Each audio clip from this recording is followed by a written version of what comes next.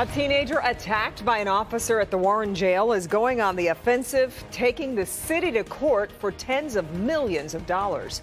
Thanks for being with us here at 6 o'clock. I'm Kimberly Gill. I'm Devin Skillian. Officer Matthew Rodriguez fired from Warren Police this week for that incident in what the police commissioner called a clear and obvious decision, but that is far from the end of the story. A new lawsuit says the city should pay, arguing the other officers seen in the video were not trying to stop the attack, but were instead part of it. Here to help us sort out the claims is Victor Williams. Victor, good evening. Yeah, good evening, Kimberly and Devin. We all knew that a lawsuit was potentially coming down the pipeline, but we had no idea it would be coming out this quickly. Not only is the city of Warren and the officer who is allegedly responsible for the attack listed as defendants, but the other two officers that were in that room as well. The officer said, "Hurry up and take the picture, you little," and he said, "I ain't no." Just 14 days after the now viral moment of an officer assaulting a 19-year-old carjacking suspect, a lawsuit has officially been filed against the city of Warren on behalf of Jaquan Smith and Figer Law. He's about double the size of him. The 30-page complaint is now seeking $50 million in damages.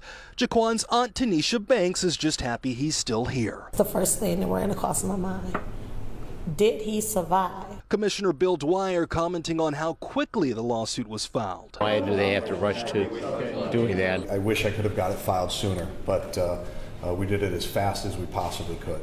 The big question is whether or not Jaquan received any injuries in the assault. He was treated at the hospital for his injuries, and he was cleared of no injuries. He is still, as of this day, having issues with head injuries. He's having headaches, dizziness, nausea, consistent with traumatic brain injury. Another question is whether the other two officers involved actually intervened. They were actors, they were part of this brutality, and they will be held responsible as well. They didn't see what the officer had done at the beginning. They came in when he was down on the ground, and they don't know. So, but when the officer started banging his head, that's when they said, "Enough is enough," and they reported immediately to their supervisor. Either way, the now fired officer Matthew Rodriguez has been charged with misdemeanor assault.